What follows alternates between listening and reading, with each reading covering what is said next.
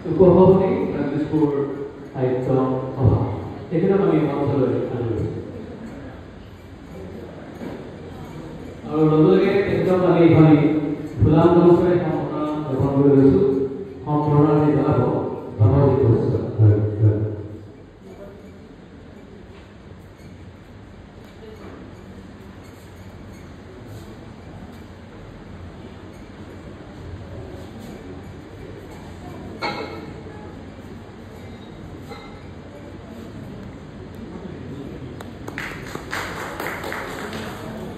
আমাৰ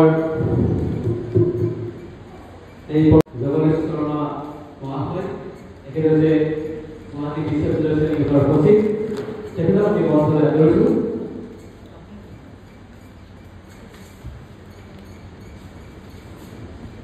আমাৰ মাজত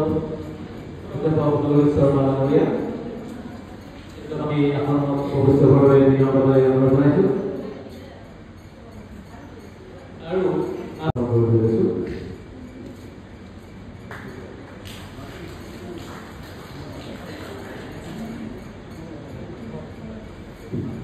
আমি মঞ্চলৈ আদৰণি আনিব বিচাৰিছোঁ ৰূপ কুমাৰ বৰ্মন মহাশয়ক আমি মঞ্চলৈ আদৰণি আনিবলৈ যেনে আগ্ৰহী হৈছোঁ ৰূপ কুমাৰ বৰ্মন সম্বৰ্ধনা জ্ঞাপন কৰি লৈছোঁ ফুলাম মঞ্চৰে মৰমৰ স্বৰূপে আমি জ্ঞাপন কৰিব সংগীতা বৈশ্য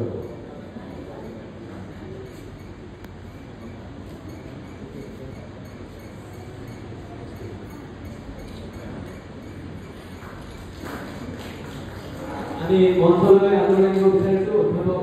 প্ৰশান্ত কুমাৰ শৰ্মা আমি সম্বৰ্ধনা জ্ঞাপন কৰি লৈছোঁ আমি আমন্ত্ৰণ কৰি অনা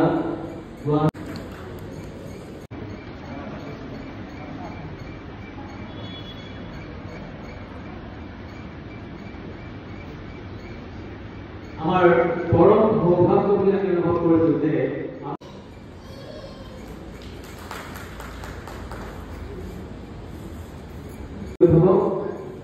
প্ৰশান্ত কুমাৰ শৰ্মা ডাঙৰীয়া তেখেতক আমি মৰমৰ স্বৰূপে সম্বৰ্ধনা জ্ঞাপন কৰিছোঁ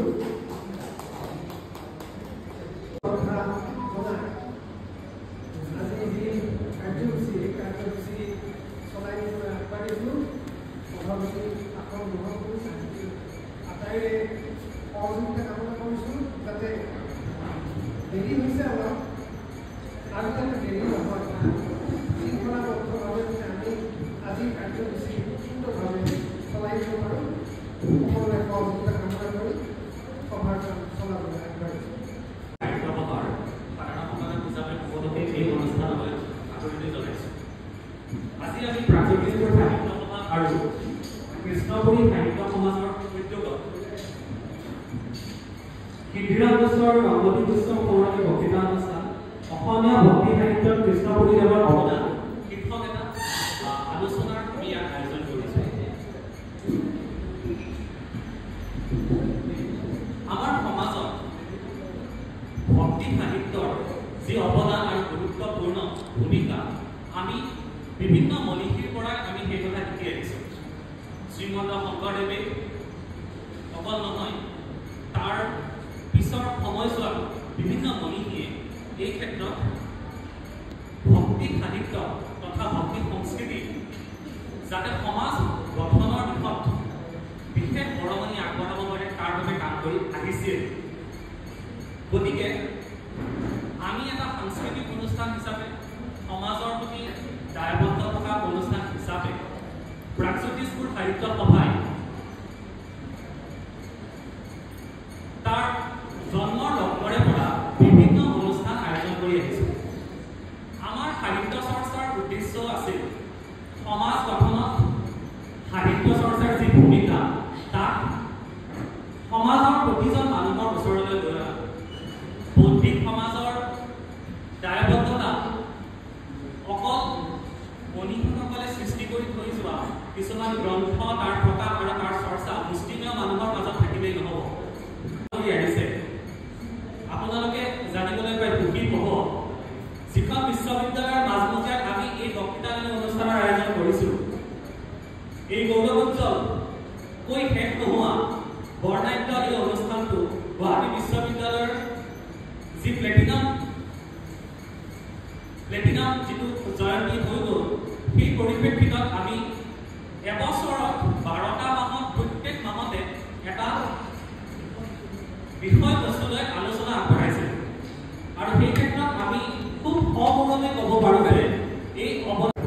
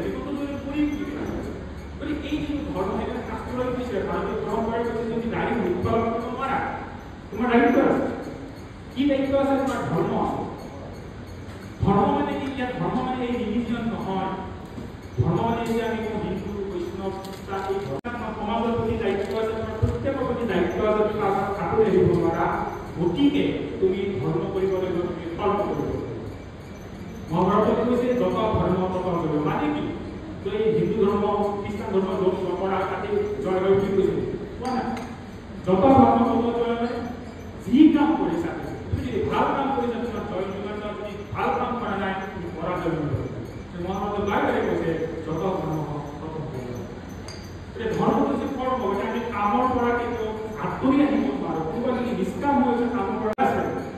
শাস্ত্ৰৰ কৈছে তুমি নিৰানন্দ হৈ অৰ্থকৰণৰ কৰিবলৈ দিয়া নাই, নিৰানন্দ হৈ কাম কৰিবলৈ দিয়া নাই। গতিকে আমি য'ত যি কাম কৰোঁ, যিখিনি কাম কৰোঁ, সেই কামখিনি যদি নিষ্ঠাৰ মূলৰ মাজত কৰোঁ, সেই যিটো আনন্দ আপোনালোকে লাভ কৰে, সেই আনন্দ কোনোৱে লাভ কৰিব। কিন্তু আমি বাৰে বাৰে কওঁ, আমি বুকুত হাত ধৰি ক'ব পাৰিব যে যিটো কাম মই কৰিছোঁ, সেইটো কাম মই শাস্ত্ৰসন্মত কৰিছোঁ, যদি মই বিবেকভাৱে কৰিছোঁ, মই হৃদয়ৰ পৰা কৰিছোঁ, তেনেহ'লে মই কেতিয়াও দুখত কৰিবলগীয়া নহয়। আপুনি চাব, যিসকলে ভালকৈ কাম কৰে, আমাৰ অফিচতে হওক বা য'তে যি কৰে, কামটো যদি সুস্থভাৱে কৰিছে, তেনেহ'লে আপুনি আনন্দ হোৱাৰ কথা নাই। আৰু যদি ভাবে যে মই কামটো কৰিব লাগে কাৰণে কৰিছোঁ, কাৰোবাৰ লাভ হয় নহয় পিছৰ কথা, সেইটো মানে সেইটো মই জীৱনত কেতিয়াও আনন্দ উপলব্ধি কৰিব নোৱাৰোঁ। সেইকাৰণে কামসমূহ দৰকাৰ হৈছে যে আমি যাতে এই চতুৰ্থ বৰ্গৰ কামটো আনন্দ লাভ কৰিব পাৰোঁ। কিন্তু এটা হ'ল ধৰ্ম পালোঁ, অৰ্থ পালোঁ, কাম পালোঁ, এই গোটেইকেইটা বস্তু মই পালোঁ, এইকেইটাৰে জীৱনটো মোৰ নাযায়। এইকেইটাই এটা ক্ষণিক সময়ৰ বাবে মোক দিব। এটা ভিডিঅ' যে মই যেতিয়া পঢ়ি আছিলোঁ, ক্লাছ 5, 6, 7 ষ্টুডেণ্ট আছিলোঁ, মই এখন গাঁৱৰ স্কুলত পঢ়িছিলোঁ। যিসকলে কৃষ্ণপুৰীৰ ভক্ত তেখেতসকলে জানে গাঁওখনৰ মুখিয়াল নাই, মোবাইলৰ সখীয়াল নাই বুলি ঠাইখনটো কৃষ্ণপুৰীৰ ভক্তবোৰ আছে। আমি যেতিয়া আকৌ স্কুলত পঢ়োঁ, এই নামটো যেতিয়া মই জানো, নামটো অসমীয়া নাজানো, কৃষ্ণপুৰী কি কথা শ্ৰীমন কৃষ্ণপুৰী কবলাচন বুলি লিখা আছে।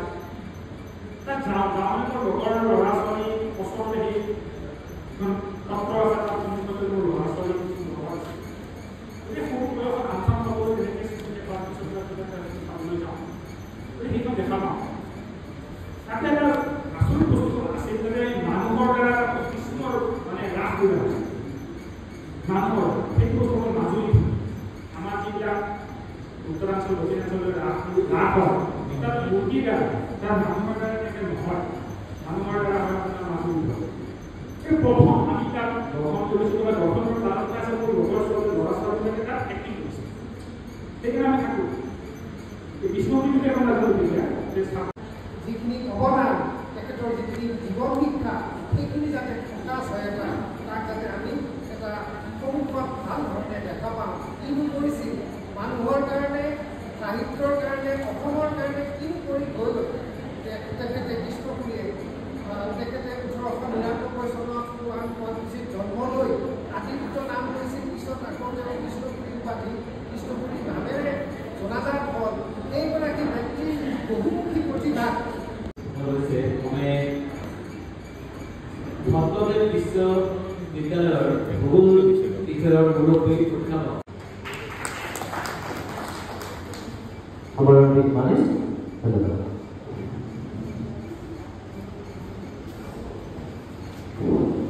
মই ইতিমধ্যে ঘোষণা কৰিছিলোঁ ৰঘুনুৰ আধাৰ কৃষ্ণপুৰী বিশ্ববিদ্যালয়, গতিকে আশা কৰি তেখেতসকলৰ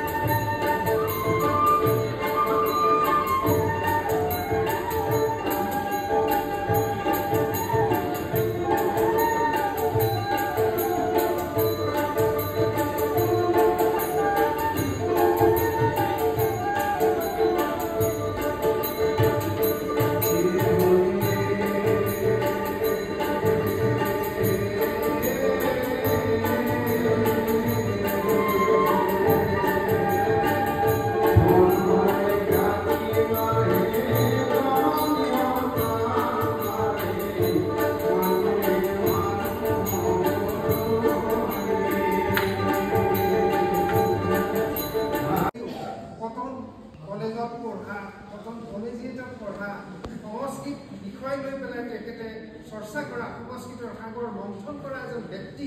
অসমৰে ব্যক্তি আজি যদি এইগৰাকী ব্যক্তি বাহিৰত ক'ৰবাত হ'লে তেনেহ'লে কেনেকুৱা চৰ্চিত হ'লে এই ব্যক্তিজন কিমান গুণকীৰ্ত তেখেতৰ হ'লয়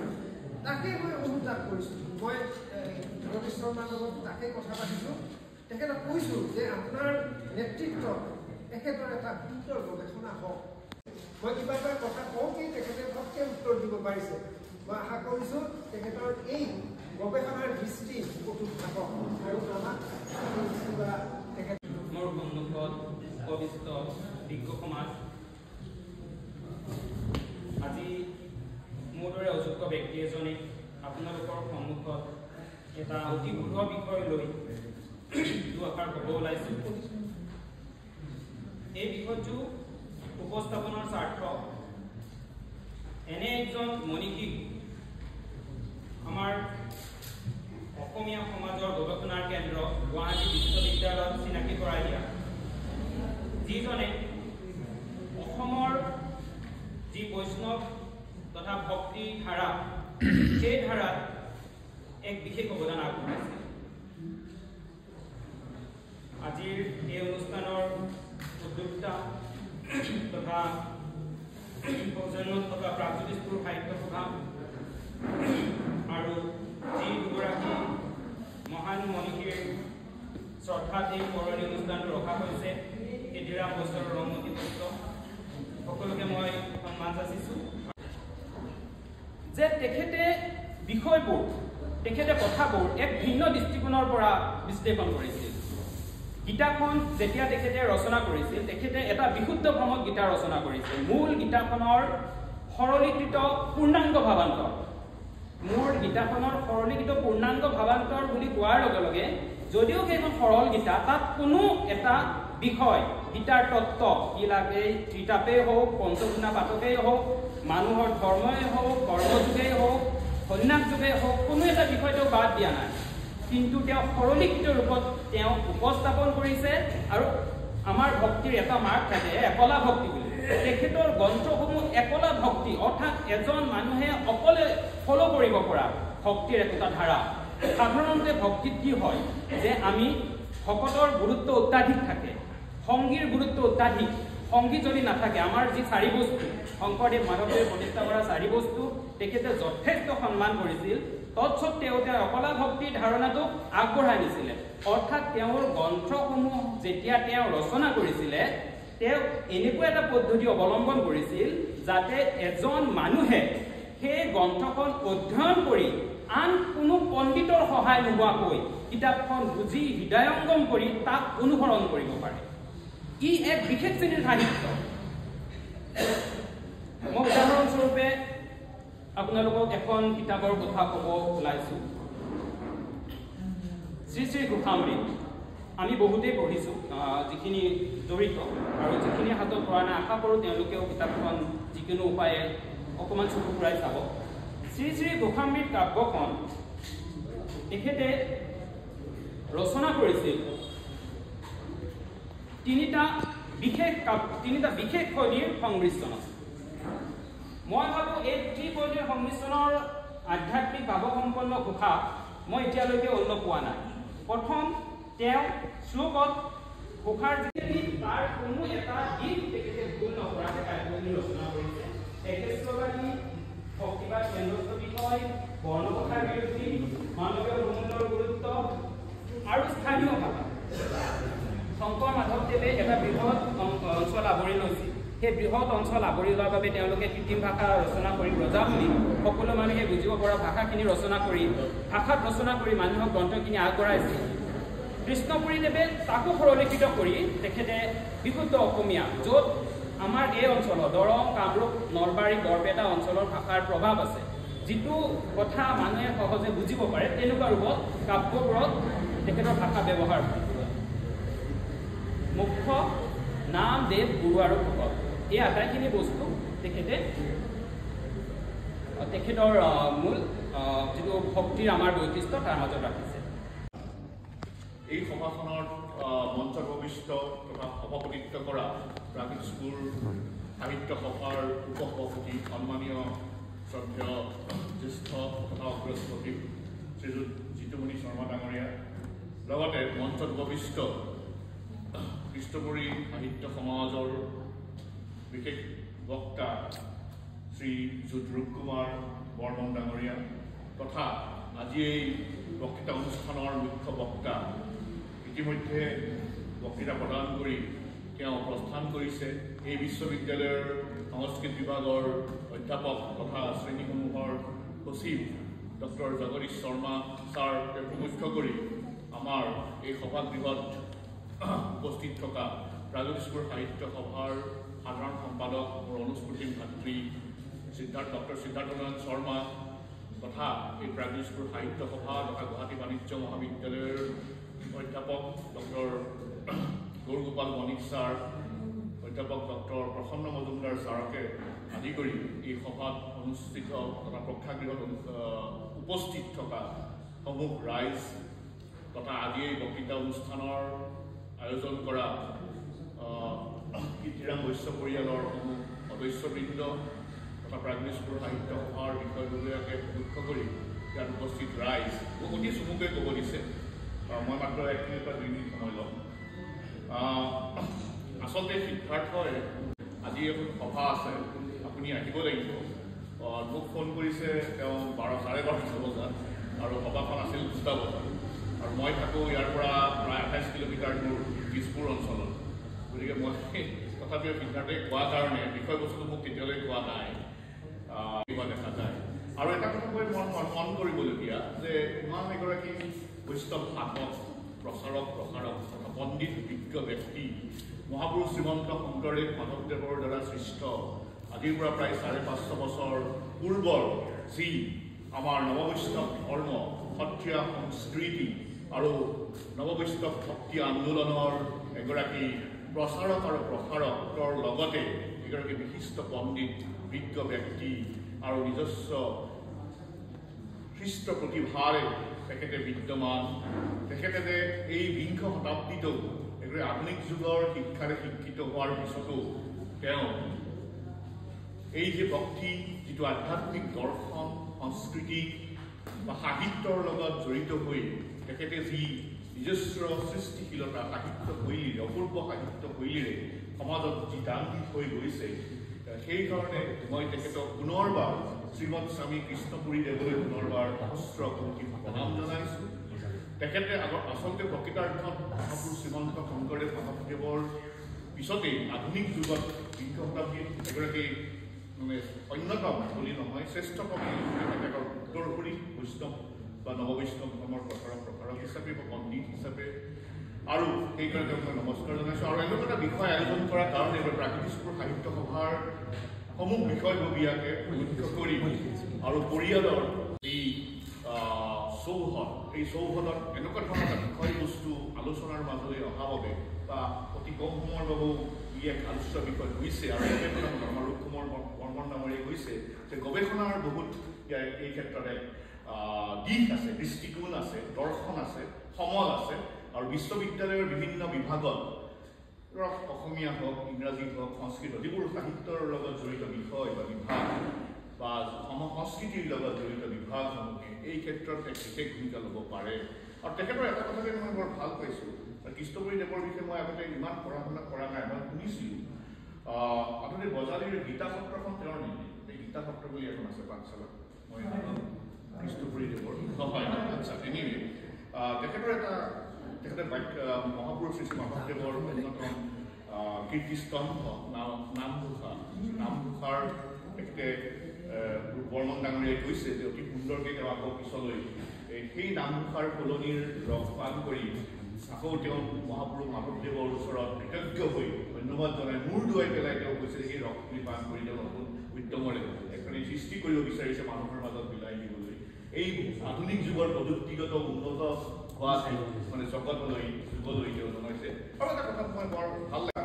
বাণী বা এটা পংক্তি এটা দিছে ইয়াতে যে নৰে নৰে মিল যদি হৈবে নপাৰয় অদৃশ্য ঈশ্বৰ মিলা সম্ভৱ নহয়। এইটো এটা সুন্দৰ দৰ্শন। আজিৰ যিটো বিশ্বায়নৰ যুগ, আজিৰ যিটো অৰ্থনৈতিক উদাৰীকৰণৰ যুগ, আজিৰ যিটো উত্তৰ আধুনিকতাই নহয়, আল্ট্ৰা মডাৰ্নিজম আহিছে এতিয়া, অতি আধুনিকতাৰ যুগ, য'ত আমি কৃত্ৰিম বুদ্ধিমত্তাৰ কথা কওঁ, ৰবটিক্সৰ কথা কওঁ, য'ত আমি মানে সামাজিক প্ৰমূল্যৰ অৱস্খলন বুলি কওঁ, মানৱতাবাদী দৰ্শনৰ আমি অৱস্খলন হৈছে বুলি কওঁ, সাংস্কৃতিক সত্তাৰ উপলব্ধি মানুহৰ মাজত কমিছে বুলি কওঁ, আৰু মানৱতাবাদী দৰ্শন এই কম্পিউটাৰ অতি সুন্দৰভাৱে প্ৰস্ফুটিত হৈছে যে এনেকুৱা আধুনিক অতি আধুনিক যুগত যে আমি মানৱতাবাদী দৰ্শনে আমাৰ অন্তৰত আৰু হৃদয়ত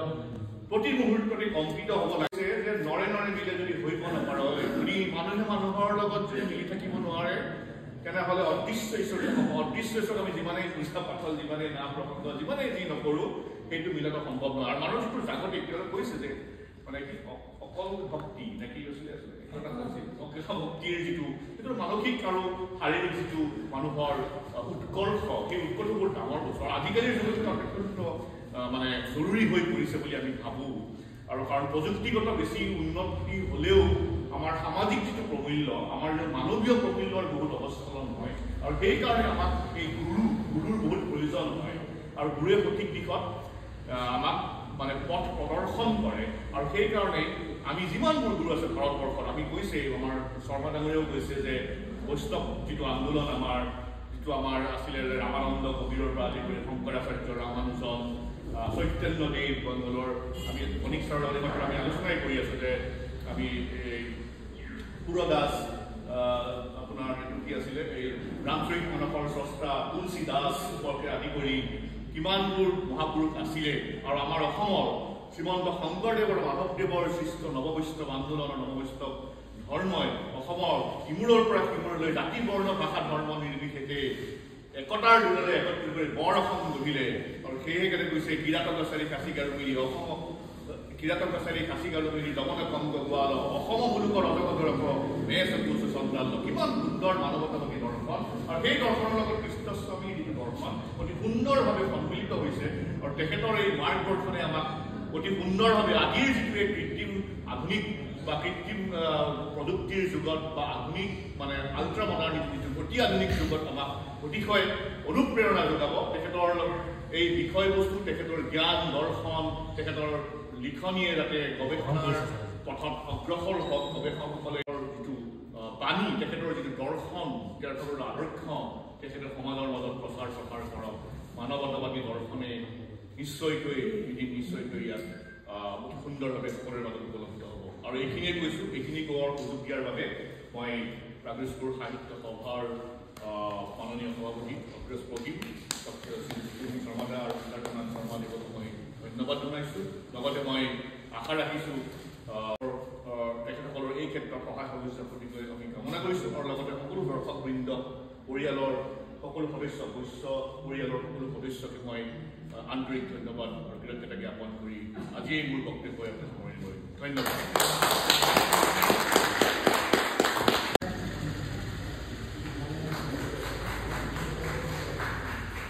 আৰু এগৰাকী চন্দন মজুমদাৰ, তেখেতকো আমি মঞ্চলৈ আমন্ত্ৰণ জনাইছোঁ। আৰু এই মাজতে এখন গুলাম গামোচাৰ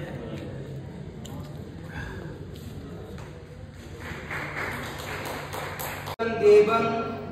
कंस चाणूरमर्दनं दैवकी परमानंदं कृष्णं वंदे जगद्गुरु। কৃষ্ণবিহীনে আজি এই অনুষ্ঠানটো নহ'লে কোনো বস্তুৱেই নহয়। এটা ধূলিকণাও ইফালৰ পৰা ইফালে যাব নোৱাৰে। আজিৰ অনুষ্ঠানৰ কাৰণে আয়োজকসকলৰ ফালৰ পৰা প্ৰথমতে আমি ধন্যবাদ জনাইছোঁ আমাৰ প্ৰভু শ্ৰীকৃষ্ণক। আমাৰ এই অনুষ্ঠানত প্ৰথমতে আকৌ কৃষ্ণৰ কথা ক'ব লাগিব। আমাৰ বেদ আছে 4টা, 1 মিনিট। ঋগ্বেদ, সামবেদ, যজুৰ্বেদ, অথৰ্ববেদ। কৃষ্ণ গোটেইখিনি পঢ়িছিলে। তো কৃষ্ণ কোনোবা সুধিলে তুমি কোনটো সবতকৈ ভাল পোৱা, সবতকৈ কোনটো ভাল লাগে? যদি গোটেইখিনি ভাল লাগে, কিন্তু তাত এটা বাক্য কৈছিলে, সেই বাক্যটো মোৰ খুব এতিয়া কোৱাৰ ইচ্ছা হৈছে। কৃষ্ণ হৈছে বেদনাম সামবেদাস্মি। বেদবোৰৰ মাজত মই সামবেদত থাকি পেলাই বেছি ভাল পাওঁ। কৈছে কিয়? তো তাতেইতো গীত মাত আছে, তাতেইতো গান আছে। সাম্বেক সংগীতৰ আৰম্ভণি বা যি কয় এইটো আমাৰ মাজত আজি এই সংগীতৰ আৰম্ভণি কৰিছে লগ্নু ৰাভা ডাঙৰীয়া আৰু এইটো অলপ মোৰ বানানটো হৈ আছে মগু ৰাভা তাৰপিছত ইয়েছ অলপ মোৰ ভুল হ'ব পাৰে বেয়া নাপাব এই লিখাটো তাৰপিছত সংগীত পৰিৱেশন কৰিছে কৃষ্ণপুৰী গীত পৰিৱেশন কৰিছে আকৌ লগ্নু ৰাভা ডাঙৰীয়াই আমি তেওঁলোকক আন্তৰিক ধন্যবাদ জনাইছোঁ আজিৰ অনুষ্ঠানত প্ৰথমৰ পৰা আৰু প্ৰত্যেক অনুষ্ঠানত আমি আমাৰ ছাৰক পাওঁ জিতুমণি ডাঙৰীয়া দাদাক পাওঁ তেখেতে যেনেকৈ ধুনীয়াকৈ পৰিচালনা কৰিছে সদায় কৰিও থাকে তেখেতে আমি আয়োজকৰ ফালৰ পৰা আন্তৰিক শলাগ লৈছোঁ আজিৰ অনুষ্ঠানত মুখ্য বক্তা অধ্যাপক শ্ৰীযুত জগদীশ শৰ্মা ডাঙৰীয়াই সচ্চিদানন্দভাৱে যিটো কথা ক'লে সেইটো অৰ্থ আমাক বুজাই দিলে তাৰপিছত তেখেতে কৈছে কি গুৰু কোন হয় গুৰু কিয় লাগে আৰু প্ৰত্যেকৰে গুৰু লাগে ৰাস্তা দেখুৱাৰ কাৰণে কিয় লাগে তেখেতে বুজালে আমাক ধুনীয়াকৈ আৰু তেখেতে সবতকৈ ডাঙৰ সবতকৈ বেছি এটা দৰকাৰী গুৰুত্বপূৰ্ণ কথা কৈছে যিটো কৰ্ম সংস্কৃতি ৱাৰ্ক কালচাৰ সেইখিনি তেখেতে ধুনীয়াকৈ আমাক কৈছে আৰু গোটেই তেখেতে বক্তৃতা আপোনালোকে শুনিছে আয়োজকৰ ফালৰ পৰা তেখেতক আমি আন্তৰিক শলাগ লৈছোঁ আমাৰ মাজত বিশিষ্ট অতিথি ভাষণ দিছে অতি সুন্দৰভাৱে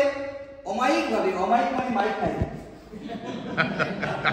যেতিয়া মাইক নাই তেখেতে ইমান সুন্দৰকৈ মই ৰেকৰ্ড কৰিছোঁ কিছুমান তেখেতৰ অংকবিলাক মই ৰেকৰ্ড কৰি থৈছোঁ খুব ভাল লাগিছে অসমীয়া ভক্তি সাহিত্যত কৃষ্ণপুৰীদেৱৰ অৱদান এই লৈ পেলাই তেখেতে গৱেষণা কৰি আছে আৰু তাৰ ওপৰত যিটো আমাক শুনালে আমি বহুত নতুন বস্তু তাকে জানিব পাৰিলোঁ তেখেতক আমি আয়োজকৰ ফালৰ পৰা আন্তৰিক ধন্যবাদ জ্ঞাপন কৰিছোঁ আমাৰ আদৰণি ভাষণ দিছে ডক্টৰ সিদ্ধাৰ্থ শৰ্মাই মোৰ ছাত্ৰ হয় তেতিয়া এটা কথা ইমান ধুনীয়াকৈ কৈছে আমি কেতিয়াবা অনুভৱ নকৰোঁ আমি শংকৰদেৱক পূজা কৰোঁ মাধৱদেৱক পূজা কৰোঁ কৃষ্ণক পূজা কৰোঁ কৰিবই লাগিব এওঁলোকক পূজা কৰোঁ কৰিবই লাগিব পূজা কিন্তু তেওঁলোকে এটা কথা কৈ গৈছে শ্ৰীমন্ত শংকৰদেৱ মাধৱদেৱ কৃষ্ণপুৰীদেৱ ডাঙৰীয়া যিটো কথা কৈ গৈছে সেইটো কথা যদি কোনোবা লাইব্ৰেৰীত বা ক'ৰবাত বন্ধ হৈ থাকে আবদ্ধ হৈ থাকে ৰাইজৰ উপকাৰে নাহিব ৰাইজৰ উপকাৰে আনাৰ কাৰণে এই ধৰণৰ অনুষ্ঠান কৃষ্ণপুৰী সাহিত্য সমাজ প্ৰাগ জ্যোতিষপুৰ সাহিত্য সভা এই অনুষ্ঠানবোৰে দায়িত্ব হৈছে এই কথাবোৰ উলিয়াই আনি ৰাইজৰ মাজত বিয়পিয়াই দিয়া এইটো লৈ পেলাই তেখেতে বক্তৃতা দিছে আদৰণি ভাষণ আমি আন্তৰিক ধন্যবাদ জনাইছোঁ ডক্টৰ সিদ্ধাৰ্থ নয়ন শৰ্মাদেৱক ক'বাৰ উদ্দেশ্য ব্যাখ্যা কৰিছে শ্ৰীযুত কনক বৈশ্য ডাঙৰীয়া কৃষ্ণপুৰী সাহিত্য সভাৰ আৰু কৃষ্ণপুৰী বিশ্ববিদ্যালয় আৰু এটা আছিল নামটো ভৱেন্দ্ৰ কুমাৰ বৈশ্য ডাঙৰীয়া তেখেতে স্মৃতি চাৰণ কৰিছে পৰিয়ালৰ সমূহ সদস্য বৈশ্য পৰিয়ালসমূহ সদস্যক আমি আন্তৰিক ধন্যবাদ জনাইছোঁ শেষতে খুব সুবক্তা ভট্টদেৱ বিশ্ববিদ্যালয়ৰ ডক্টৰ সত্যজিৎ দাস মোৰ ভাতৃ প্ৰতিম তেখেতে অতি সুন্দৰকৈ ইয়াতে এক্সটেম্পল স্পীচ যিটো কওঁ তাৎক্ষণিক বক্তৃতা তেনেকৈ অতি সুন্দৰকৈ আমাক যিটো বক্তৃতা দিলে আমি আপ্লুত হৈছোঁ তেখেতক আমি ধন্যবাদ জনাইছোঁ আমাৰ মাজত বক্তৃতা আজি নিদিলে আমি আশা কৰিছিলোঁ তেখেতক দিব ডক্টৰ প্ৰফুল্ল মজুমদাৰ ছাৰে অথনিৰ পৰা এতিয়া বহি আছে আমাক উৎসাহ উৎপ্ৰেৰণা দিছে তেখেতক আমি আন্তৰিক ধন্যবাদ আৰু প্ৰণাম জনাইছোঁ আৰু এই ফেকাল্টি হাউচ আৰু প্ৰত্যক্ষ পৰোক্ষভাৱে যিবোৰ মানুহ জড়িত হৈ আছে এই অনুষ্ঠানৰ লগত আমি সকলোকে ধন্যবাদ জনাইছোঁ সবতকৈ ডাঙৰ যে কেন্দ্ৰবিন্দু তেখেতে অলপ মেডিকেল প্ৰব্লেমৰ কাৰণে এই মুহূৰ্তে হস্পিটেলত গৈছে আমাৰ ইয়াতে আছিলে এনেকৈ মাতে মোক কয় ককাইদেউ আপুনি আহিব লাগিব আহিম নাহিলে আপোনাৰ পাপ হ'ব এনেকৈ কয় doctor professor Prashanta Sharma head of the department of বাণিজ্য বিভাগ গুৱাহাটী ইউনিভাৰ্চিটি এনেকৈ কয় তুমি আহিব লাগিব দাদা কৈছে ঠিক আছে আহিম নাহিলে কিন্তু পাপ হ'ব এনেকৈ মানে তাৰপিছত আকৌ মিছ কৰিব নোৱাৰি তেখেতে এটা উৎসাহৰ অনুপ্ৰেৰণাৰ উৎস আমাৰ সকলোৰ কাৰণে আমি এই অনুষ্ঠানৰ জৰিয়তে সকলোৱে মিলি তেখেতক ভগৱানৰ ওচৰত প্ৰাৰ্থনা জনাইছোঁ প্ৰভু কৃষ্ণৰ তেখেতে প্ৰাৰ্থনা জনাইছোঁ যে আমাৰ মই ভাইটি বুলি কওঁ ভাইটি প্ৰশান্ত শৰ্মা সোনকালে আৰোগ্য লাভ কৰক তেখেতে এতিয়া সৰু এটা প্ৰব্লেম হৈছে এতিয়া হস্পিটেলত গৈছে ডিনাৰছে আৰু তোমাৰ বাকী থাকিলে সিদ্ধাৰ্থ আৰু সকলোকে ধন্যবাদ জনাইছোঁ আৰু শেষতে একদম শেষতে আৰু এটা কথা কৈ পেলাই মই ইয়াৰ পৰা বিদায় লওঁ সকলোৱে ভাল থাকক সকলোৰে স্বাস্থ্য কালি আছিল আন্তৰ্জাতিক যোগা দিৱস আপোনালোকে আমি সকলোৱে এটাই কথা মনত ৰাখোঁ সৰ্বে ভৱন্তু সুখিনঃ সৰ্বে সন্তু নিৰাময়া সৰ্বে ভদ্ৰাণি পশ্যন্তু মা কশ্চিৎ দুঃখভাগ ভবেৎ ওম শান্তি শান্তি শান্তি নমস্কাৰ এগৰাকী এখন স্বনামধন্য কলেজ কমাৰ্চ কলেজৰ অধ্যাপক আৰু নিজে সাহিত্য চৰ্চা কৰে সংগীতৰো তেখেত বিশাৰদ গতিকে